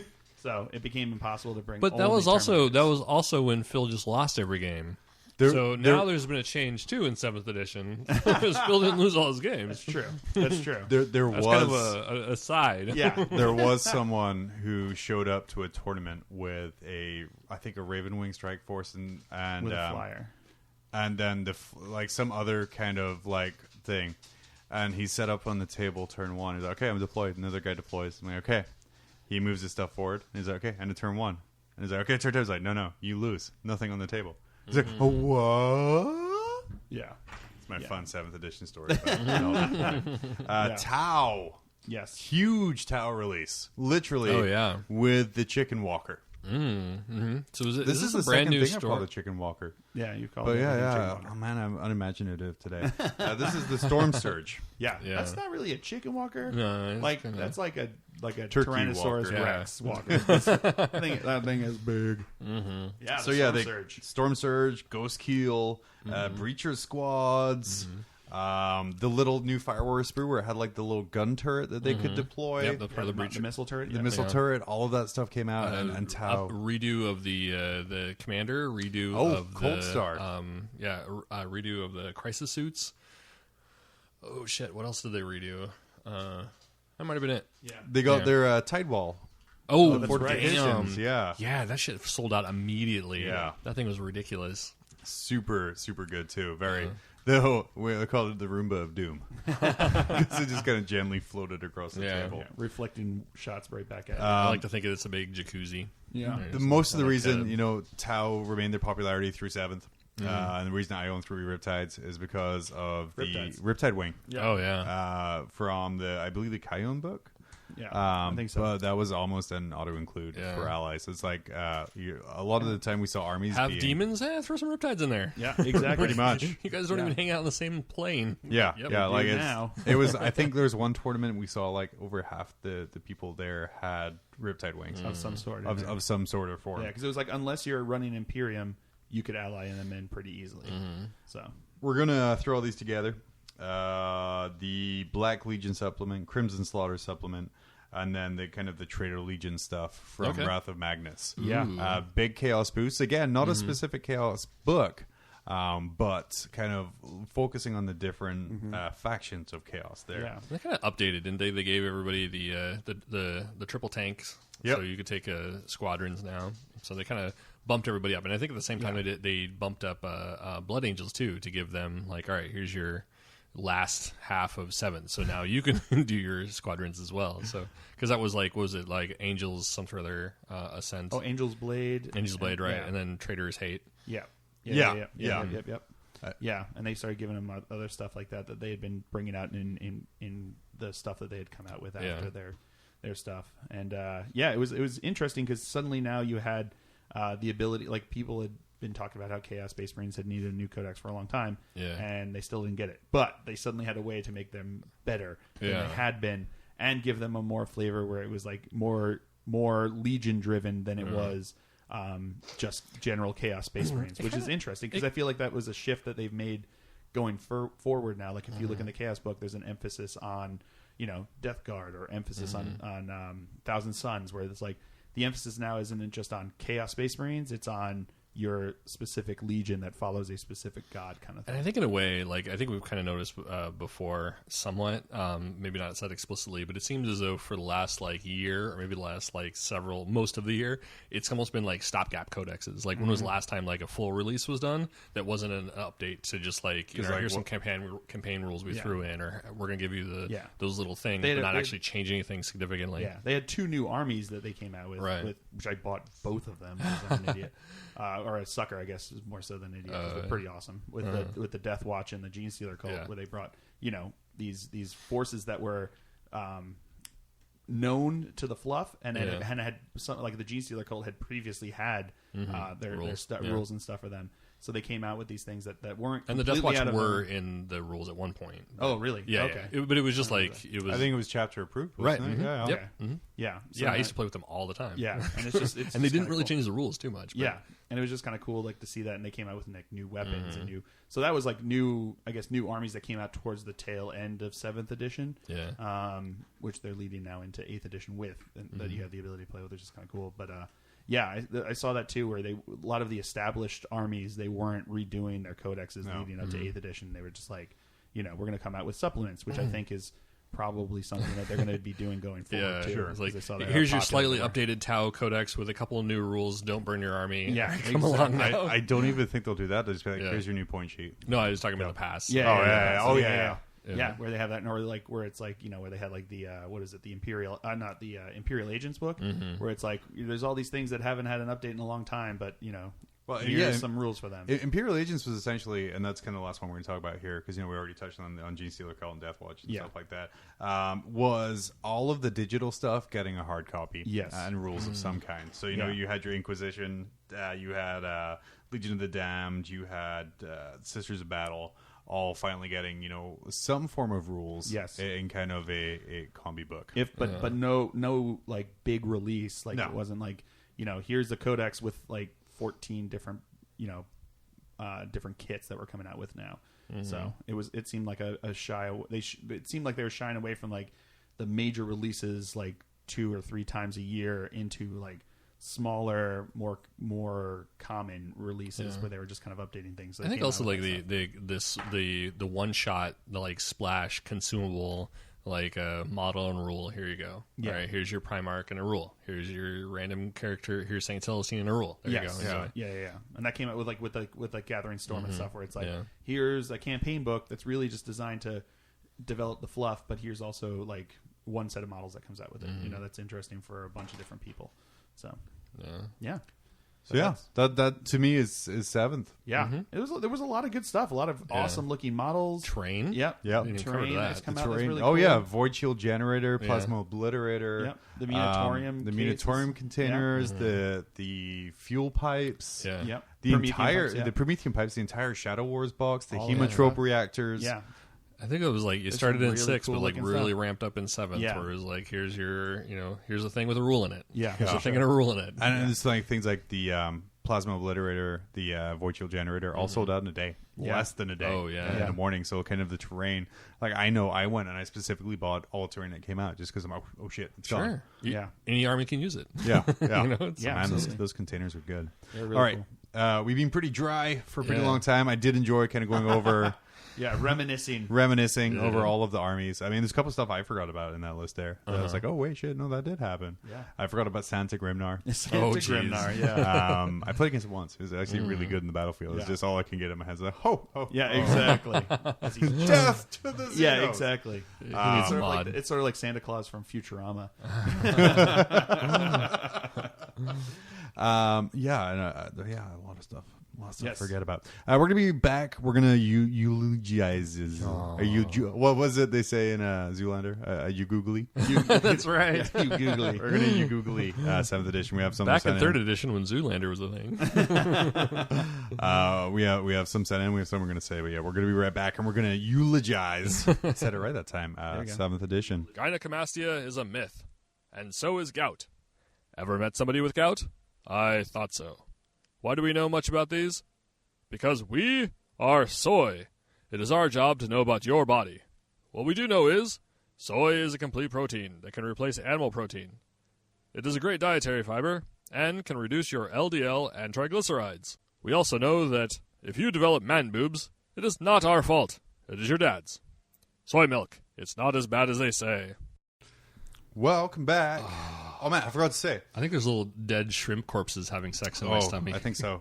Stomach. I got possibly the worst time package ever. Okay. What? The worst tiny package ever? Yes, that too. What happened? But the worst time Cold package. water? That does it to me. So we get our cool indexes. We get our cool Dank Imperium. Yeah. We get to do reviews and all that other stuff. And then the same day that we get all that coolness, I get a box from Mantic for a Walking Dead Kickstarter. Oh. And I'm like, I don't care about you anymore. I paid for you months ago. I paid for this. Yeah. I paid for this. They got to get it in while they can. Like, if we put this Kickstarter out there a year before 8th edition is announced, so they got some insiders trying to get. Yeah. Oh man, I think there was that Twitter thing that you were doing, John, where it was like someone was like fill in the blank, where it's like, if your pulse hasn't risen with the prospect of 8th edition coming, like, who are you? And someone wrote back, Privateer Press. Oh, and I was like, oh, damn. I think that the official one was, if you're not excited for 8th edition, you're, and I think he said, a playtester for War Machine Mark IV. Oh, man. My personal reply to that, which was salty that your 6 unpainted Wraith Knights are no longer competitive, was the most accurate description. I think mine was you're trying to figure out how to get those scatter lasers off of your Wind Riders. Oh, I didn't even go into this in the video. Yeah, I went into this in the video a little bit, but like Wind Riders are fast attack now. Yep. They're not troops. And they're also, the scatter lasers are heavy weapons. So Well, they were if heavy move- weapons before, but Yeah, they just but didn't now give a if you shit move, about it. Yeah. you take that -1 to shoot with them. So everyone's like, well, shuriken cannons are the way of the future. Yeah. And I'm like, oh, I have 30 scatter laser bikes. Glued. Hence what I said, trying to figure out how to get all these scatter lasers off of my bikes. I just realized that when I was putting together the list last night, like dreadnoughts are going to be different too, right? Because like you can't really like advance if you have like a twin las cannon on you. Nope. If they move, they're taking a -1 to shoot. Might want to dedicate either shooty or handy. Yup. Yup. Just dedicate a handy.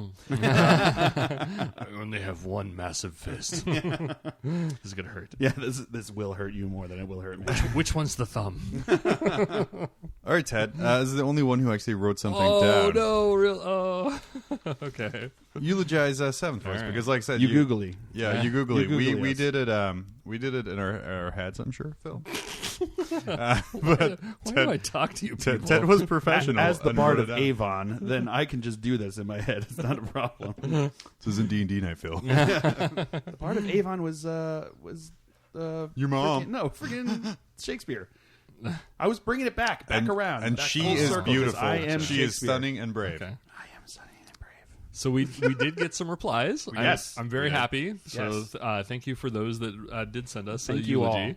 I think this is a milestone in our human relations or customer relations. I know. Like, We got- our customers. We got 3 people who said they would. No, 5 No. people who said they would, and lot, yeah. 2 people who actually did. and the 2 didn't even say they would. They're just like, here you go. like damn. I'm sure we'll continue if you googly-geelies keep coming in. You giggly. So the first one came. This is like almost immediately after our last episode. Was from Adam Hederick from Queensland, Australia.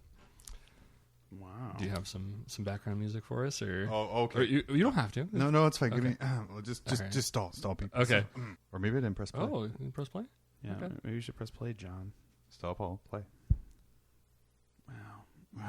All right. Well, let's just pretend. I'll Yeah, edit it okay. away. You are. Wow, what great music you are- put in Wow, there. this You back are bite. really dropping the ball. So good. I'm not gonna lie. So Adam Hederick, Yes. 7th edition. I'm sorry that you're gone. I'm sorry that you've gone and made us all buy 10 drop pods. I'm sorry that you've gone and allowed Eldar and Tau to be amazing for so long. You're welcome. And most of all, I'm sorry that you've gone and removed orc players from tablets and tables and game clubs around the world. So this guy really enjoyed 7th edition, is what I'm hearing. Long live 8th edition. Oh, okay. Never mind. Up until that last line, I may have been confused. I think he was happy that his stepmom passed. Orcs didn't get a great deal of it in 7th at all. So, but looking at the 8th rules and looking at your guys' video that you did on YouTube, going through the book, they get a very, very, very good deal of it. In new 40K. Oh, yeah. Super stoked. I want to Orcs, amaze balls. I would have to say Ted, Power Gamer, is now playing Orcs. He has not talked about it Always. before. That's right. Bandwagon hopper right here. Yeah, seriously. Back when the only way to win was Legion of the Damned. I was there. All right, so Jeffrey Davis from Anchorage, Alaska. Hi, Hey. Jeff. I started playing 40K in 7th edition by building an orc army. Oh, here we go. Oh, boy. Another one of them. I thought, nah, internets must be wrong. An army in the game can't be that unbalanced and bad. Then I played Necrons for my first game ever. I will never doubt the internet again. 7 is dead. Long live 8. Nice. So that's essentially the second one that was just like, fuck 7. And they both had to do with orcs. Yeah. we tried to be so positive with this as well. We're like, look at all the good things 7th did, like psychic phase and formations. Yeah. So this one was actually from Jeff the Custode from our hometown of Terra. Oh my god. That would be home planet of Yeah. Terra. Just pretty much all I one was going town. to say it's actually also pretty much town. So. The days fewer, and he wrote a poem about it. Oh, wow. There was a request for more poetry, and I forgot. So good job, Ted. Thanks, Jeff the Custode. the Bard not of Ted. Terra. The Bard Oh, of yeah, Terra. thanks, Jeff. Thank you, Jeff. Jeff the Custode. Are the days fewer when the lights glinted at the sparkling starlight, a glistening dew on the throne room walls. Beauty. Jeff sounds kind of gay. He is a eunuch. I don't know if that constitutes, but beauty distracts from the day and set the stage for savage combat. The flip of a coin, the toss of a die, an arbitrary gift of chance unleash the still legions from their starting positions, each clamoring like pumas, assaulting, assisting, and reacting. Precipitation takes over, changing the game from out there to in here, no longer reacting to the opponent, but being caged by my own limitations. I push through myself. His play, his call, my soldiers motionless, waiting for the break, ready to react, the coin, the die, the chance, heavy in fate's hand, warming to the tension. Compressed motion meets the rigid cliffs of Custode's muscle. The tides of attack change, redirect. Defense quickly becomes offense. Prey hunter, hunter prey, prey hunter, and the test continues. Stressing, prying, challenging, tectonic plates, grinding against one another. That's actually porn. Bump, set, spike. A gold-colored jersey hits the sand. Missed calculations. Defense never connected. This moment, this breath, the dripping sweat disappears for this. The battle is our court, the war is our game, and our own win is our victory. There is no volleyball in Ultramar. Ultramar.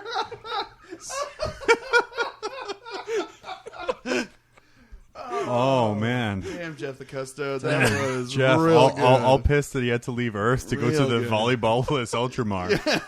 It's what 8th does. Yeah, that's what it does. 7th was his jam. Seventh was Because he his just jam. sat the fuck at home and did nothing got but to play playing volleyball.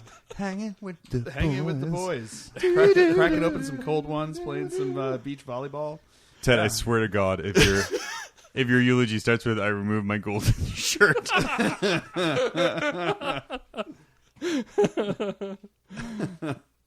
So I actually went and watched how to make a eulogy. Oh, there we go. I'll send you this file. That is Jeff the Custode's background music. Good old Jeff. So Ted Kincaid from Anchorage, Alaska. What? Hi, Ted. I think I met that guy once. He doesn't wear deodorant as often as he should. First, let me express my condolences for your loss. That was one of the first lines in the video I watched. Nice. There are times like these in our lives where change takes us down that uncomfortable path, removes the familiar, and gives us uncertainty.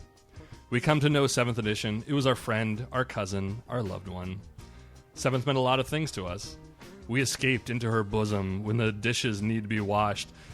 A presentation in school had us stressed out. Our partner wanted to talk to us about why you watch gory movies. 7th was our mistress, and at other times everything else became the mistress as 7th took first string. In those nights when 7th had our full attention and you made notes to yourself, when you had that aha moment, seeing that by putting a techmarine on bike in your devastator squad and a conferred relentless to the rest of your lads, or when you realized that if the Iron Hands Librarian took Gorgon's chains, rolled endurance on the psychic powers, and pulled an extra +1 on their warlord trait, you could effectively have a 1+ feel no pain. Moments like that made you feel special, as though you looked into the heart of the universe and found that little secret, that leg up that nobody else knew about. It made you feel like a king for a night. Or maybe it was that day when you discovered that a bubble effect went off inside your rhino. Happy to think that you gave your transport a 5-up invulnerable save. Your opponent disagreed. The two of you couldn't find the specific rule, so you rolled off and you won. A week later, you saw on a forum that the model is considered to be removed from the table when embarked in the transport. And you could not cast that bubble unless otherwise stated, and you were crushed. We look at those things, a series of push and pull, and we think, that's a bunch of crap. How dare GW ruin my army? I'm never playing again. And the following week, you're back down at your friend's house with another list, trying to avoid admitting that we were wrong, all the while enjoying the game. These events, the push-pull that remind us of our love, the clerk at the fast food drive-thru doesn't give us that push-pull. They do not cause us to pause and think. They operate, we exchange, we eat, we poop, and we move on unfazed. But it's these rules, these models, that cause us to debate whether or not Centurions are fluffy or a cheap shot at more money. Months later, as we try to figure out how we can magnetize their weapons, what they would look like as Obliterators. The love made 7th edition matter, and even though 7th edition passes today, she will always matter. It actually passes tomorrow. Unless you're at the midnight party with us. True. I'm sorry, please continue. Remember, this is not about death, but a life well lived. Dude, that was rad. Well, shit. Well done. Should have finished with you. Holy crap. No, seriously. Set the bar real high. John, follow us up. Yo, it was slamming. Yo, shit, no. I guess, in a more serious aspect, because I don't have rad jokes. 7th is obviously very special. I started playing again. I picked it up after really the tail end of 6, because I remember my friend got me back into it because he's like, oh, hey, you used to play Warhammer? He's like, oh, I play Warhammer now. That's fantastic. That's a great point for the music cut out. I love it. Yeah. Mm-hmm. And boop. He got me back into it, and I'm like, okay, shit, yeah, I gotta go. So I bought 6th edition codex. I bought a bunch of orcs. I bought the orc codex. I got everything going, and then literally a month later, 7th dropped, and my wife was like, "Didn't you just buy all of those books?" And I'm like, "Oh no, yeah, this is the exact same story Phil has." But so that happened. But in that time, kind of. Through 7th edition, my social group has grown. We started this podcast. Yeah. A whole bunch of cool stuff has come out of there. And then the model range, we've finally seen, I think, the model range evolve past the rule set, I think is what happened. Because, the technology has let them do all of these rad, awesome things with models now, and we can have these big, giant, complicated things that fit together with no mold lines and things like that. And then, well, shit, we can make this, and it looks super cool, so let's release a model, but, oh, crap, it needs really good rules if it looks that good. And then, oh, wait, no, shit, this is horribly overpowered. And I think that's where a lot of the issues came in, is kind of trying to make rules to justify the models that keep coming. Yeah. But, when I think of 7th, I think of Gorgon. I think of those awesome campaign supplements coming up where I had a whole fluff book, and then there's a rules book. I'll remember it for a trip to Vegas that I took that I wouldn't have taken without Warhammer 7th edition. 10 to 15 of us going down to Vegas and kind of just lighting it up down there. That's really what I take away from it. Remember the good times. Were there issues? Yeah. Do you want to play against 40 cyber wolves with Azrael and a priest in the same unit? No. But that's not your entire experience of the game. Yeah. We all played it for 3 years. Yeah. We've all played. Well, some of us have played some variant of it for 19 years. That's right. So there's a reason we played, and like I said, I think with 8th coming out, and it does look amazing. It's when your family breaks up and your parents get divorced, and your dad kind of goes off and he gets this hot new younger model. That doesn't invalidate the good times. It wasn't a divorce. She died. She died. Yeah. Too many surgeries. It's a eulogy. Oh, this isn't a divorce proceeding. This is a eulogy. My mom fucking died. Yeah. Mom died after way too many surgeries to fix an aging, crumbling frame. Just because dad gets a hot new girlfriend that's super cool doesn't invalidate the good times you had with your mom before. Yeah. So, well, that sounds bad. It sounds like you're bagging your mom. It does sound really bad. We're going to leave that one out there. Leave that one there. To interpret. So interpret it as you will. But like I said, that's my usage. It's remember the good times. There was many. Yeah. And there was so many good things that came out of 7th. To focus on just the Death Stars that some assholes would bring all the time is the wrong way to do it. It really taught me play with the people you want to play with. Yeah. You don't have to worry about Screamer Star if you never play a guy who's going to take a Screamer Star. So yeah. Forge your own narrative. Phil. Go. Oh no, I'm sorry. Go. I was gonna say, I remember when 7th came out. I think Phil and I we just started playing, or you just started playing, but we were playing together. Yeah. And I distinctly remember being excited that Phil was joining at 7th because I was thoroughly impressed. That was easily since 3rd came out, that was my favorite edition. For the longest time. For sure. And I think they added Maelstrom of War. We didn't even talk about Maelstrom. And I know a lot of people were just what the heck is this? But for me, it was look, this is a fun, just throw the shit against the wall and just enjoy the game kind of experience. Where you had more of the. I think one of the things that the dice bring to a game, and especially when you have like this, just the chaos of it all is like. I mean, you get those like superhero moments where just like you think the game is going to turn this way, and then all of a sudden those Gretchen are sitting on objective number 3, and you happen to get 3 cards that say like you get a point for every unit that's on number 3. It's like holy shit, you get those moments that stick. I forget who calls it. It was like I heard someone probably on a podcast somewhere say that it was called Drunken Commander because like go there, go over there, no over there. But yeah, like Maelstrom was like a lot of fun. Yeah, there's a lot of. I didn't even touch on that. Yeah, such a big change. It's hard to. I guess what it is it's like it became such a big part of the game that it's hard to remember it without it. You know what I mean? So, and that's cool to see that they're carrying that into 8th edition and stuff like that. So, yeah, along the lines of like John said, I restarted back into where I'm at.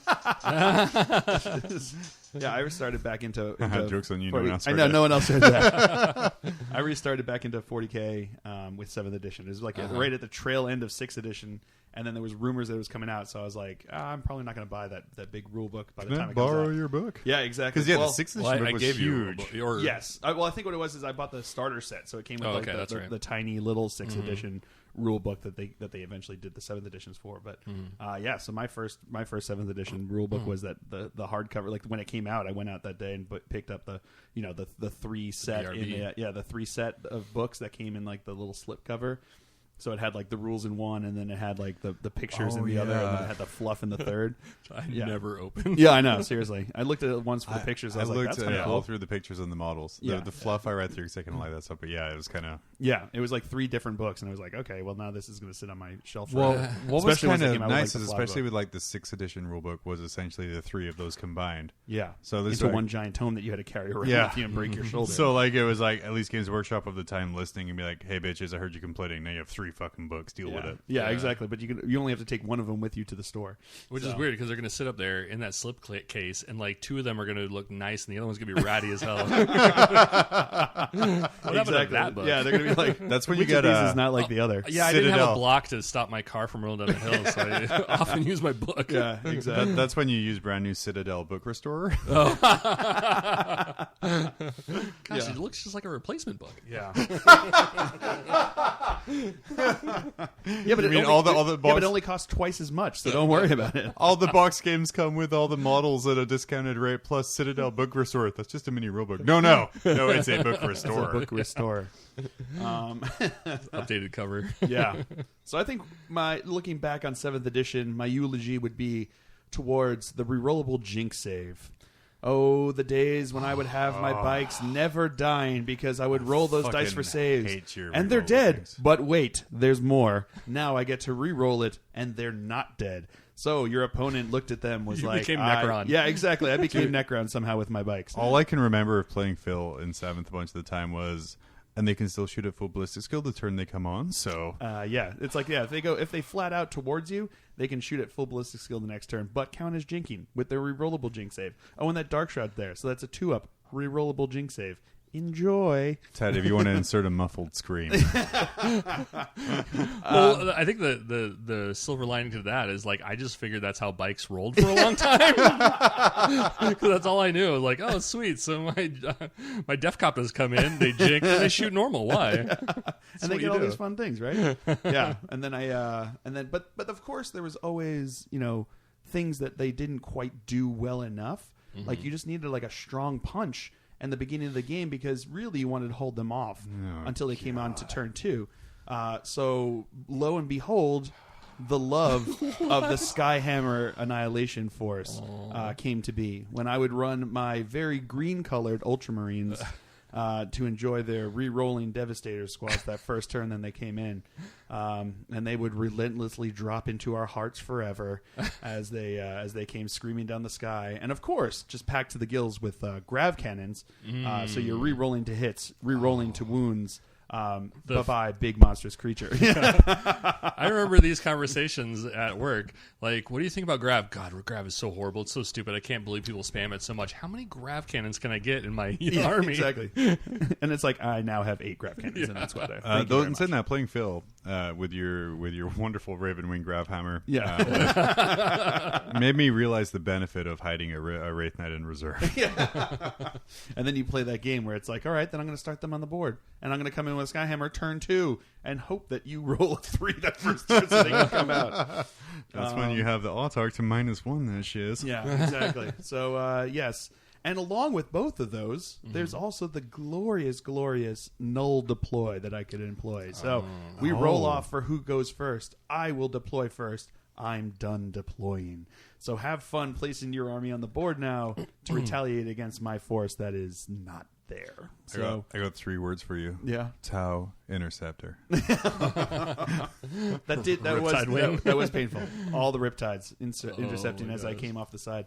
That first tournament when I realized that Interceptor also works against outflank. That was quite the lesson. When I placed my units and I'm like, all right, I'm moving on to the shooting phase, and I get told by my opponent, oh no, I can intercept. The look on my face was probably a very interesting look, I'd imagine. A reverse woo. Yeah. But Interceptor If you could woo Skyfire. backwards, this was exactly what it was. You know what woo backwards? You know what woo backwards is? Ow.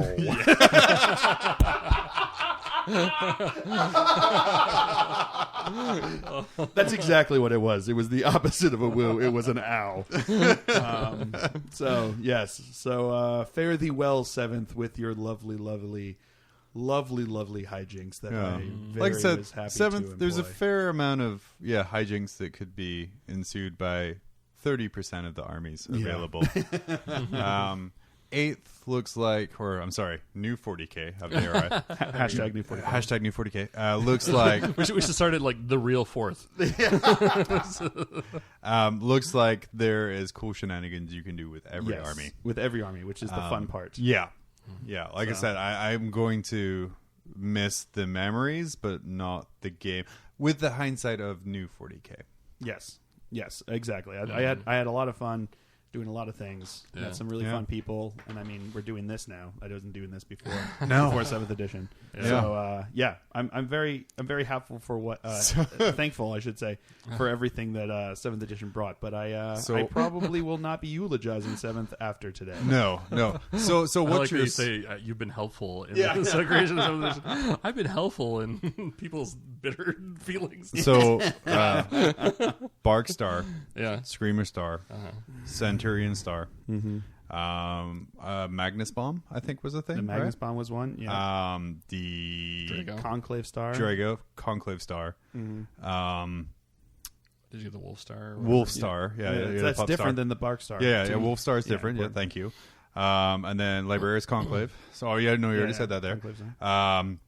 Yeah. Mob Rules Podcast, Glacier Geek YouTube channel. All awful things brought to you by 7th edition.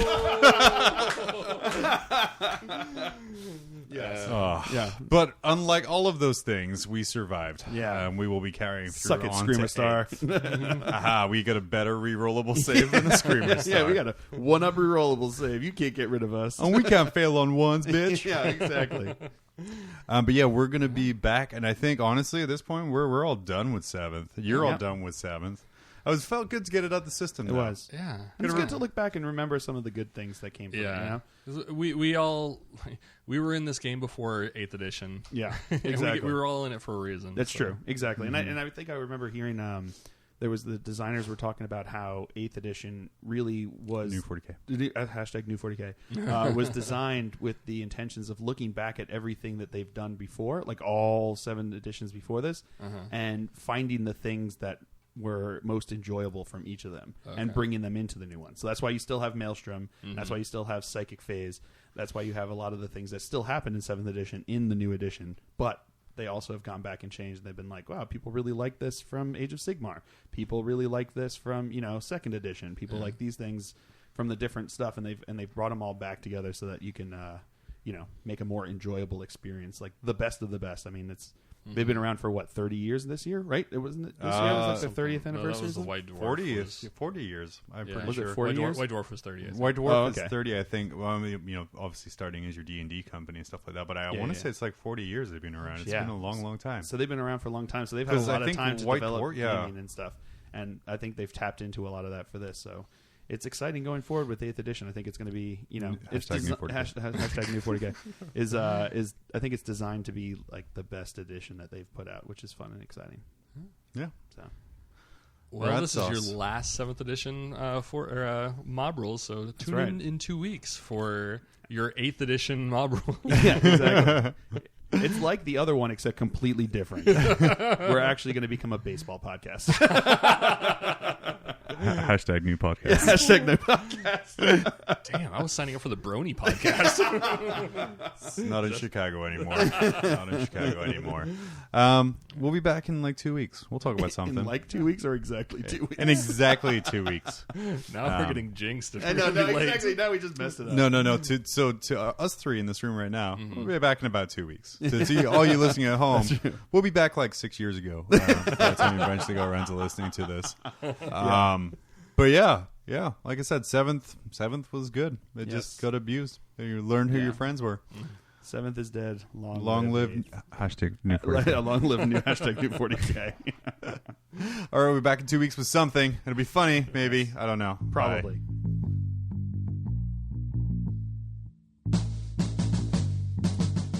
This episode of Mob Rules has been brought to you by Mob Rules Media. Please join our Facebook group to be part of the conversation at facebook.com/mobrulesak. You can also email us at themob@tophat-arts.com. Thanks for checking us out, and we will see you in 2 weeks.